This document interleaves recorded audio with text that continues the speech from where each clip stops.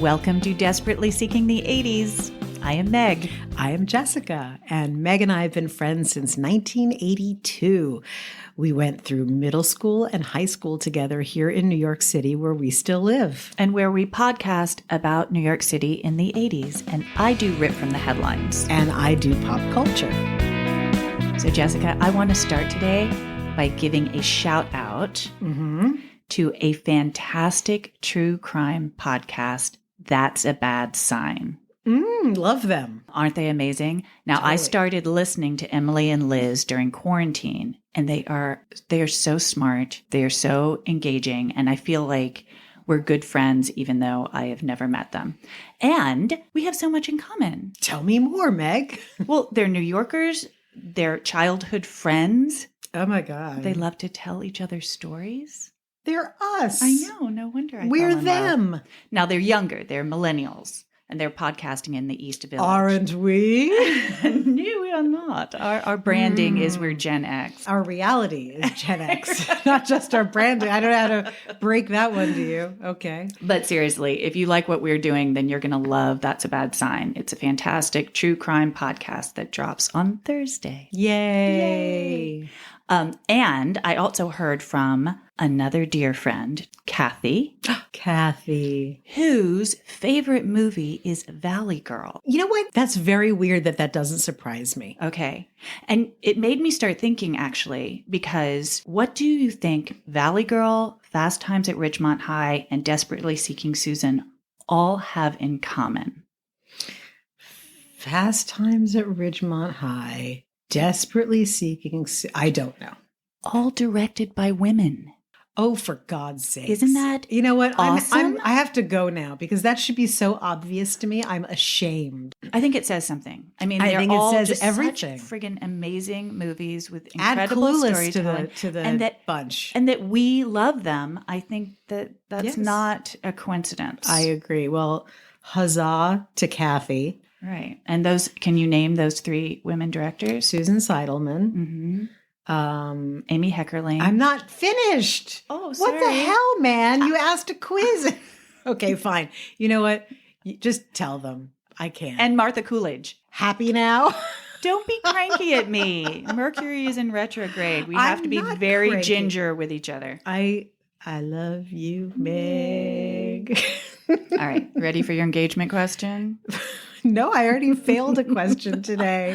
No, there's no failing. We're going to be in great moods and very supportive. I'm feeling very self-actualized and ready to embrace the question. I'm ready to internalize it. I'm going to light a candle about it, and I'm going to draw an angel card about it too. Perfect. Okay. All right. So Go a ahead. couple of weeks ago, we were talking about the stock market crash in 1987, and you were temping down on Wall Street. And my question is, outside of your experience of, what you saw when you were there, did we talk about it at school, or did you talk about it at your dinner table? I just have About the crash? Yeah, I just have no memory of it. Oh, at home, yes. Okay. Because we always talked about whatever was in the news at the dinner table. But I think at school, we were far too involved in who liked who and gym teacher giving a bad grade and she's a jerk because and Right. I mean, do you have people talk about Black Monday, the crash of 87. Did you have an experience of that? No. Only an intellectual experience. Okay. When you're a kid, things happen around you. Mm-hmm. All right. Well, my story today starts on October 19th, 1987. My sources are The Deadliest Decade, Dun, dun, dun. which is on Amazon Prime. It's just so trashy and amazing. Okay. And a series of New York Times articles that were written in 1989. Okay. Okay. On October 19th, 1987, the stock market fell more than 500 points. Black Monday was the single biggest point drop since the Great Depression. Wall Street panicked. And Joe Pikul, a vice president of the investment firm Arnold and S. Bleekroder, lost a fortune.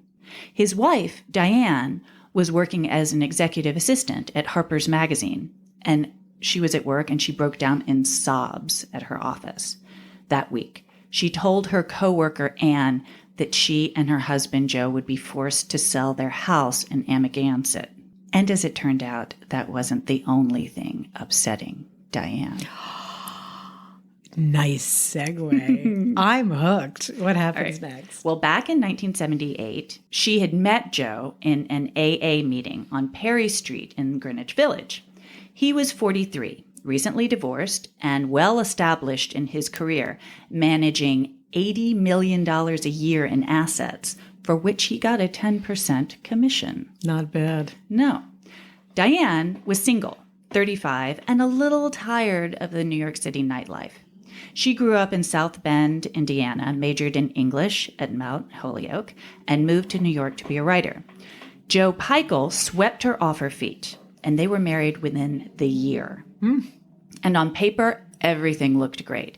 They had a plush duplex in Greenwich Village and the house in the Hamptons.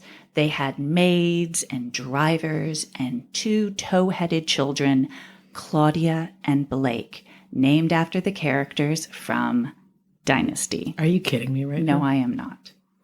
From all outward appearances, they had a perfect life. I have to pause there. I actually realized that I was also staring at you slack-jawed because I couldn't get over the names. I'm still simmering. Catching up. Okay, right. Go ahead. Claudia and Blake. But, you knew there was a but. There's always a but. When Diane didn't show for work the Monday after the crash, her coworker friend Anne was very worried. It wasn't like her to be late, much less not show up at all. Anne called Joe, and he said he didn't know where she was. Then Anne called the police and spoke to Detective Bill Glenn. She told him that Diane's marriage was in shambles. I know. Only Anne knew this. Nobody else knew. Damn, Anne. And, in fact, Diane was getting a divorce. Anne said Joe was angry Diane had a job and had accused her of neglecting the kids. At first, Detective Glenn thought Anne was overreacting. Quote, "My thoughts were that she might have just taken the day. You know." Sounds like our friend Kathy Durst. Isn't it crazy? Yes. These like friggin' detectives. And how old were the blowing off children? The friends. 8 and 4. Right. She's going to abandon her kids. So yes, this is Detective Glenn. "My thoughts were that she must have just taken the day. You know, couples argue and they fight. Once everyone cools down, they come back." But on that same day, in a dumpster in Newburgh, New York, a car wash attendant came across a knife, rope, women's clothing, and the driver's license for Diane Pikul. When questioned, Joe said the whole family had been in the Hamptons that weekend, and Diane had stormed out Friday night after they had a fight.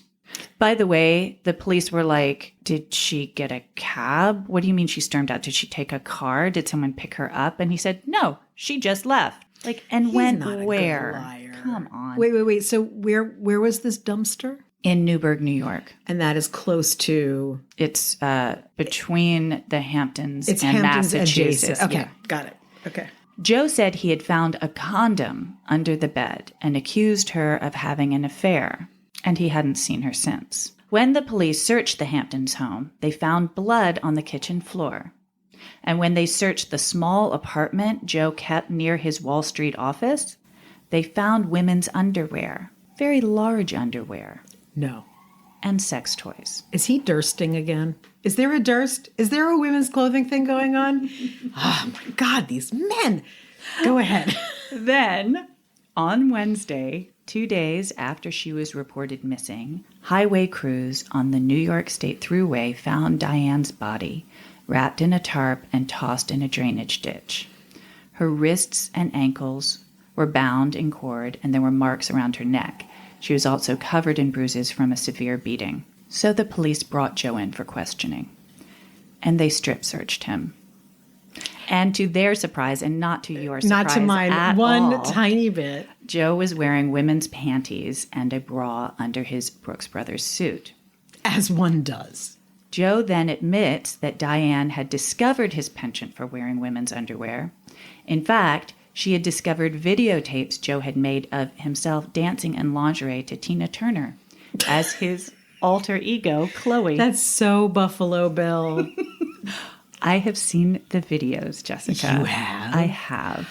I was so excited to watch them. I don't know. You can't Is it like you unsee can't? Joe said Diane was going to use the videos to gain custody of the children in the divorce. And while he was standing in his underwear in front of the police, he couldn't hide a long scratch on his side. And finally, he broke down and admitted he murdered Diane.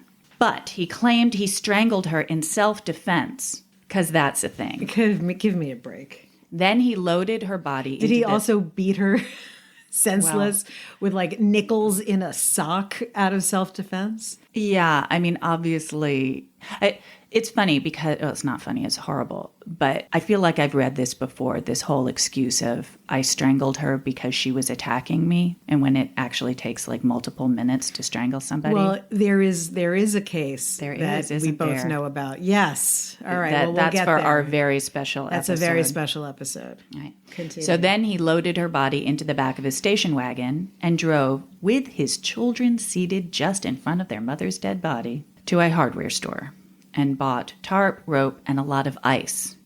Then he dropped the kids off at a college buddy's house and headed north, where he dumped the body off the thruway. After getting the station wagon scrubbed down at the car wash, he dumped Diane's purse and other items in the nearby dumpster. Are you caught up? Are we ready to move on to the trial? Have so many questions about about people who dispose of criminal evidence in a garbage can. Like that happens all the time. These people are like, I threw it in a dumpster. No one was ever going to look there. They get emptied. And someone sees, I don't know. I don't know why that's a detail that I get hysterical about. It's just it's such bad planning. There are so many things that Joe really didn't think through. And this was a man making $8 million a year in 1987. Exactly. Ugh. His trial exposed more lurid details. Oh, goody. His first wife, Sandra, testified that he'd asked her if he could bury the body in her backyard in Norwell, Massachusetts. She had resisted, saying, I have a high water table. That one was just for you, Jessica. That is priceless. Yeah. How do you ask that of someone? So I have a body. Like, did he say it's a body, or did he say, I have some trash I need to bury on your property? Let's talk about that when the story is over, because I think, there's something about Joe. Let's just say there's something about Joe. The forensic pathologist testified that Diane died of blunt force trauma, in addition to the strangulation. So much for the self-defense. And while he was out on $350,000 bail, Joe Pikul married his next-door neighbor, Mary. What? She fell in love with Joe while their children were on a play date. And a judge awarded Joe custody of Claudia 9 and Blake 5 because this judge found no evidence that Mr. Pikul was an abusive or neglectful parent. Other than killing their mother. But then the judge reversed herself after an incident when Mr. Pikul chased Mary with a knife and slashed her dress. So, well, that was a very short honeymoon old period. Habits die hard. Joe was eventually found guilty of second-degree murder and was facing 25 years in jail, but he died of AIDS before he was sentenced. He was 54 years old. And on August 22nd, 1989, a judge cleared Joseph Pikul's name because he died before an appeal of his conviction was decided. What do you think about that? I have a lot of feelings. Mm-hmm. I have so many feelings, and I'm completely incapable of pulling them apart. Can you believe that, like, the Robert Durst story was not the only crazy story, that apparently it was just a thing? Well, think about how restrictive the time was to begin with, just socially. And think about how much pressure was Joe Pikul either legitimately or not legitimately under in his own mind to not be a crossdresser. How deep the shame, how deep the secrecy, and how in his mind, every detail of everything he had ever built was hanging on whether or not someone knew he was wearing underpants. I mean, women's underpants. I hate the word panties. I love the word panties because it makes you squirm. I hate it. And also remember at the beginning of the story, he murdered her the weekend after the crash. See, I thought this was going to be revealed because of the crash as a, murdering for the life insurance kind of thing. But the fact that it wound up being about the underpants, about his proclivity, that really took me I mean, I don't know. aback. That's part of the story for sure. But he was an abusive husband to his first wife, to his second wife. Obviously, he murdered her. And then to his third wife. Yes. Look, I can only take this piece by piece. So No, I'm just saying like to making begin sure with, that we have a big there's picture. that pressure in his mind. Then, of course, there's losing the fortune. Mm-hmm. Okay. Now, does Sandra ever tell us what he did to her, other than being an absolute stunning moron asking to bury a body in her backyard? What I read about Sandra, Which sounds like a dirty euphemism. But go ahead. Sorry. what I read about Sandra was that she was subservient. Mm-hmm. And that when he divorced her, it was because he was tired of her, Mm-hmm. and that she was abused, but didn't seem to have that much of a issue with it, if you know what I mean. Like she thought it was normal to be abused. And then there's AIDS. Look, he grew up in an abusive family. Apparently his father beat him up all the time. And I think he carried that into his adulthood. Not an excuse, obviously. No, it's just like, you know what it is? It's the secrecy of the cross-dressing and presumably gay sex, unless it was, intravenous drugs. But this guy just had the exhaustion and the mental strain of hiding your life. And also controlling these women in his life. Well, because that's all he felt he could really control, because he was, at the mercy of his desires, or fetishes or proclivities or whatever you want to say about it. Yeah. I don't want to have any empathy for this person. But when I think about what was his life, what was this person tap dancing around with? What was he juggling so that he felt he could at least breathe once a week, whatever it was. That's so fucked up. Yeah. And I don't think it's about having empathy. I think it's just trying to figure it out. And that is certainly understandable because it is a hot mess. That is one of the hottest messes that you've brought to the table. And what's interesting is also because it's Durstian in its on so many levels. Yes. Is that it doesn't get more coverage. I know. If Durst was particularly bazonkers, and it went on for such a long period of time. But this is just an explosion of madness. If you wanted to make your wife disappear, it just wasn't that hard. And apparently it happened. And that's why I'm not married. I don't want to be disappeared. No, and these friggin' detectives, screw them. So many of your tales send me, into intensive therapy. And this one, it's just as disturbing, but there's something about it that is just riveting.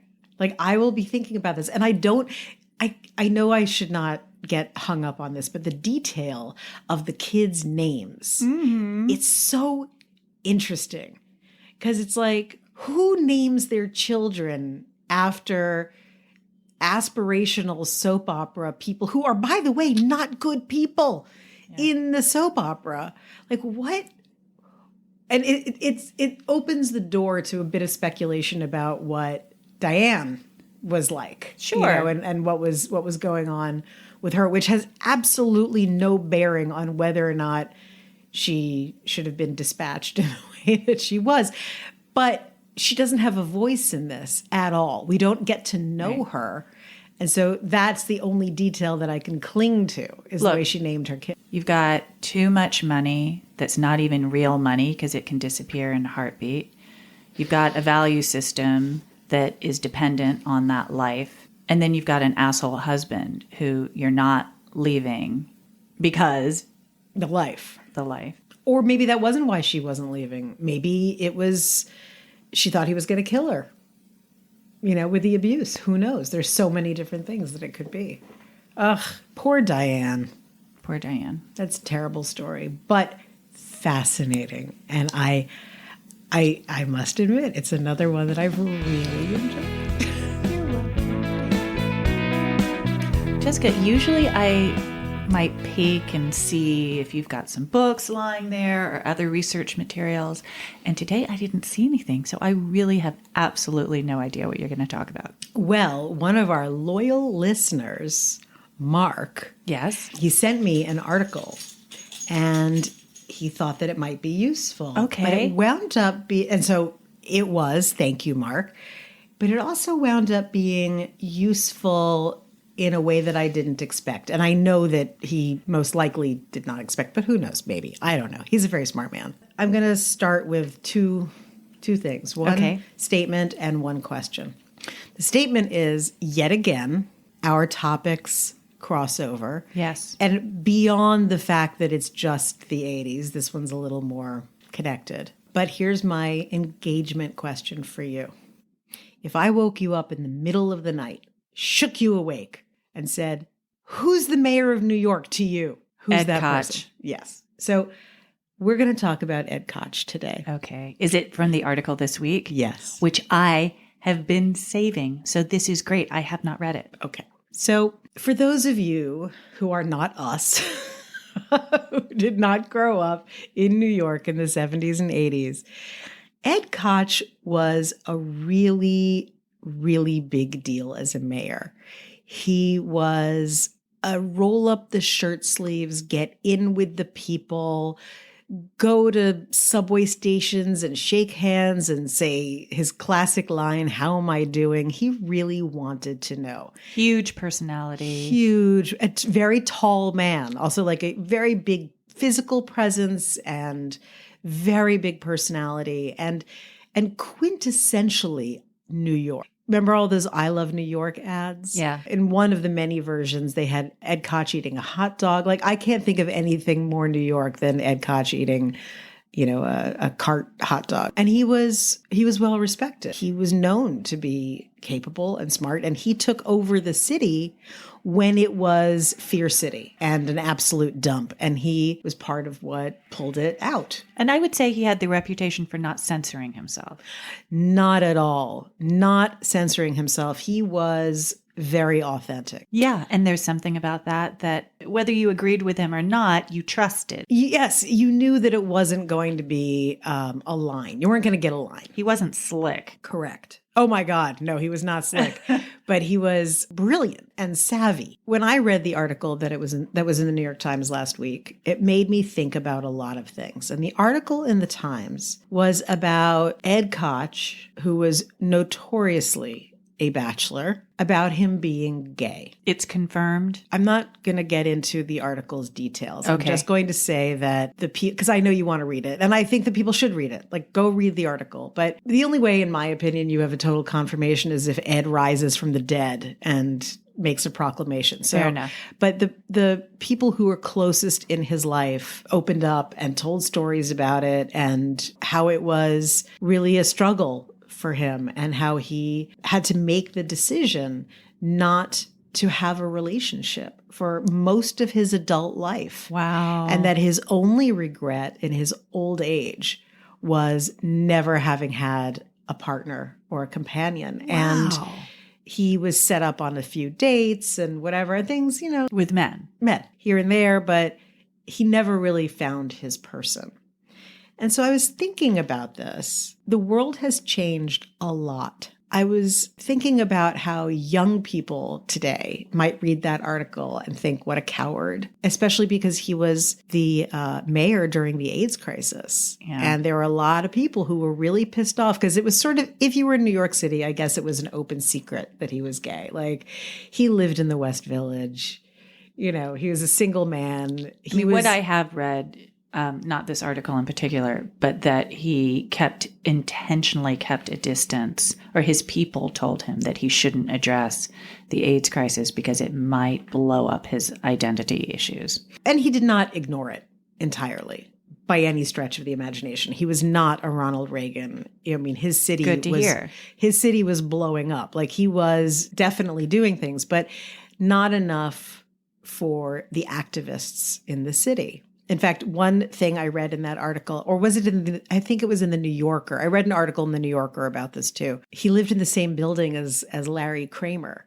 Yes, of Act Up fame. And Larry Kramer had a dog, and they would get into the elevator with Ed Koch. And Larry would say to his dog, "Look, honey, that's the man who killed all of Daddy's friends." Oh my God. Could you imagine? Like, Larry Kramer did amazing work, but that deserves a punch in the face. Like, I think it's brilliant. Anyway, so I thought, for people who did not grow up in the 70s, prior to the 80s, they may not really understand what was at stake and why someone had to make a really big choice if they were in public office, that either you became a radical activist to make change, or you were completely in the system. And those two things could not overlap, just not going to happen. And so I was doing a little bit of research about what his trajectory was and what was going on in the world with politicians during that time period. So, he had his first run for Congress in 1968. Gosh. Right. Like another whole different universe. Exactly. In another lifetime. And I mean, for those of you out there who liked watching Mad Men, there's a whole storyline about how the gay character, I think played by Brian Batt. Oh, the one who does the illustrations? Yes. The graphic artist? He had to be closeted, or else he was really going to lose his job. And this is the time when Ed Koch was trying to build his career. Good point. And just if he started to have some ideas that maybe he could break down some boundaries, do you know what happened in 1978? No, I don't. Well, it was the first time that that the streams crossed and politics and activism intersected in San Francisco in the form of Harvey Milk. Oh, wow. Is that when he was... And so in 1978, Harvey Milk, an openly gay man who was running to be on the board of supervisors in San Francisco and was from the Castro, the gayest neighborhood in the history of gay neighborhoods, he actually won. And the celebration was beyond belief, because it was a celebration for a lot of different things. And, among them, not just that it was a gay man, it was the acceptance of something that was considered other outside of that neighborhood, the Castro. And same year, he was shot to death. He was murdered by Dan White.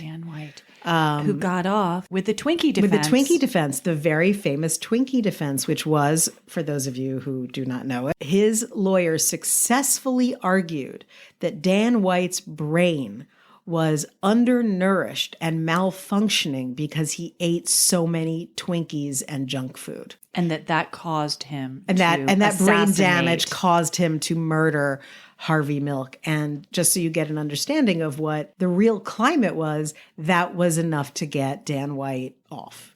And he was also a council member. He was a colleague of Harvey Milk's. Yeah, he walked down the hall, in my memory. Yes, just walked down the hall with a gun. So, this is the environment that Ed Koch was in. And having to make decisions with this in mind. And the idea of doing your civic duty and doing the best for your constituency, whoever they might be, was fraught with how do I make myself available to them? Now, obviously, you have to have a pretty high regard for what you can bring to the table. And there are a lot, I'm sure that we'll get some comments back from people about how great a mayor he was or was not, if he was, just a genius marketing machine. But I mean, we know already that he didn't do so well with the whole Yusuf Hawkins situation. Precisely. But he did do other things. He was part of bringing Times Square back. He was getting money back into the city. He was getting the Bronx rebuilt. So a person. In 1983, the improbably named Jerry Studds, which you would think would be a porn name. I mean, come on, Studds. Jerry Studds was outed. He was a congressman. Oh. And he was outed. From where? For, I don't remember actually, I didn't write it down, for having an affair with a congressional page. Ooh. That was 1983. Congressional page is not like a child. That's a college graduate working on the Hill. I'm just saying it's not like a kid. I didn't think it was a child. Okay, I was fine. thinking that, Anyway, so Jerry HR Studds would have issues with it. Yeah, well, clearly. He was outed, which also brought up another thing for me with Ed Koch, which was he wasn't ever really outed.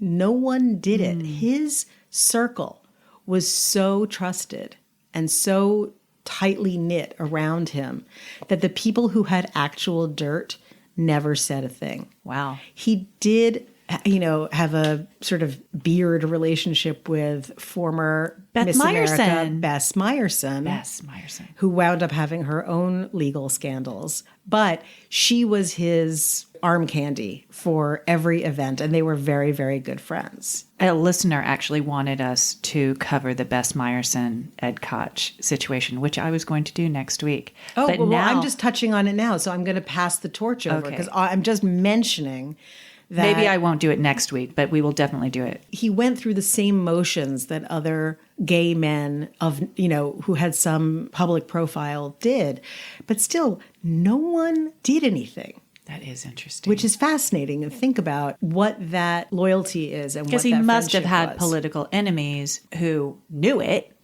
but they just didn't go after him in that way. I think. Well, actually, they did. There was one person. I can't recall if we talked about it on the podcast. I think so, actually. Who? Mario Cuomo. When he was running against Koch. Yes. And Andrew Cuomo was his son was getting a leg up by being the person in charge of the campaign. They had signs all over New York City that said, "Vote for Cuomo, not the homo." And interestingly, people didn't like it. And forever after it happened, Cuomo either denied that he did it or occasionally say, well, it happened, but I wasn't okaying it. I didn't sign off on it. Sure. So that was the extent of it. And the fact that in this long career, that's it. And that it was rejected is really kind of fascinating. And then it took until 1987 for Barney Frank to actually come out on his own volition as a congressman. And I don't remember what state he was with either. Do you? I don't. Bad me. We're bad.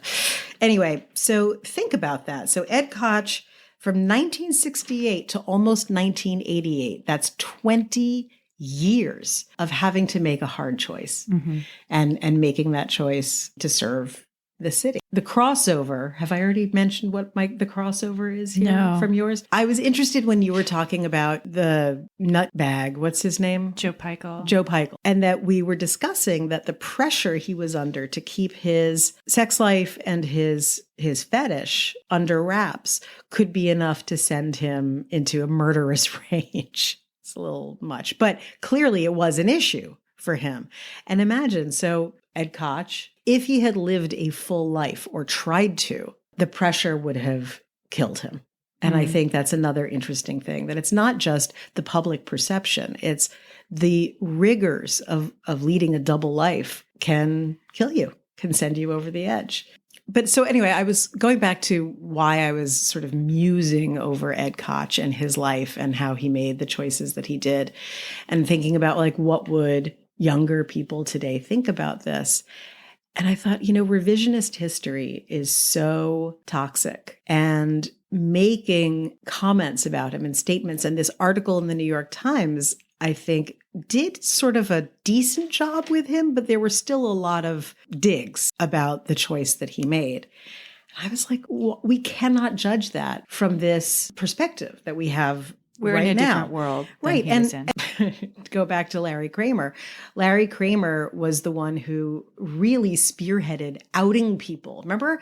Outing? Yeah. Outing was like the bane of so many high-profile men's existence, because if anyone could get a scrap of information about you, you were announced to the world as being, in some ways and in many people's minds, unacceptable, and you're done. Your career, your life is dead. Yes, it was the ultimate canceling. And that was a political move. You know, I think that people have reframed that as like, hey, yeah, just own your gayness. And it's like, no. That wasn't being done out of pride. That was blackmail. That was, I'm going to take you down if you don't do this, because if you deny being gay, you're denying AIDS. Which is, by the way, not wrong, but also not right, as with all things gray area. Okay. But good point, Jessica. Outing was celebrated. I understand one of the most rightfully angry groups in America having that drive to be that destructive and aggressively pulling back any veils. But it's also a despicable thing to do. They considered it an emergency. Right. So political act that came out of the AIDS crisis. And I just wanted to put this article in the New York Times in context with a lot more empathy for the closeted men of the 50s, 60s, and 70s. Being in the closet for a lot of people was a way to stay alive, literally, and not just in their careers. And I made a little note here that's even a little cute for me. It's silence equals death, which was ACT UP's slogan. You know, Ed Koch, silence was life. Silence was going to give him the opportunity to do something with the life, you know, his God-given life. I think that's a really good point, Jessica. And I mean, that's also what this podcast is trying to do too, is that we're trying to put events that happened into a bigger context. Right. And I'm not saying that anything that didn't support ACT UP and AIDS activism and research was good. I mean, we're not taking sides. No, you'd have to be a major maniac to say that.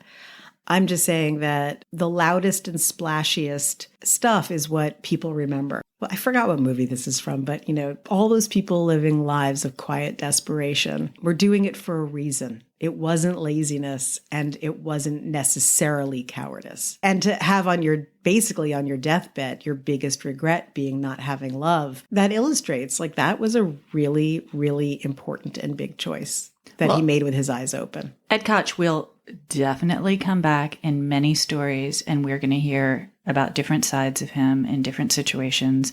And I'm really glad that we have this part of him. Well, I'm glad to have brought it to you. Yeah, the article, and I know Mark very well. I know that Mark probably sent it to me just to piss me off a little bit, so I could be like, and furthermore, why would anyone do this to Ed Koch? It just highlights in such a short period of time how much things have changed. I have a friend who tells me frequently about her teenage daughter, like a young teenager, her teenage daughter's gay best friend, who is the sassiest boy you have ever heard of, and sasses all the other boys in school. And they're like, "You go, girl." And I'm like, what?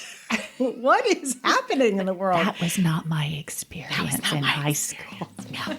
But yay that's happening. That's the greatest. Jessica, you have a message for people, I believe. I do. I have a public it would be a public service announcement, but it's also kind of a podcast service announcement. Right. And completely self-serving. Yeah, but what I think is sort of fun is that we're starting to have fans. Yes. And we love them dearly, and we want this podcast to get as big as it can so we can do as much lunacy and cover as much fun stuff as possible. Although admittedly, today's was a little more somber than others, but we really need your help and would be so very grateful if our listeners could get on Apple Podcasts and rate and review us positively. But please rate and review, because having that activity being current is a big part of bringing in more listeners, and then our being able to do more and more to amuse all of you guys. Yes, exactly. And also, I'm going to say, please go to the Instagram, because we have a lot of fun with the Instagram. Oh, do we have a new contest coming up? I got to come up with one. All right. I think it might be contest time. You're right. It should because be we're about contest to, I think time. that in a very short period of time, we're going to hit another milestone. We are. We're really close to, we might be at 2,000 by the time this airs. So yeah, let's have a contest. Yes, we're going to have a celebratory contest giveaway for our 2000th download. And so check out the Instagram. Meg, I can't wait to see what you cook up this time. Thanks, Jessica. This has been a delight. I love you.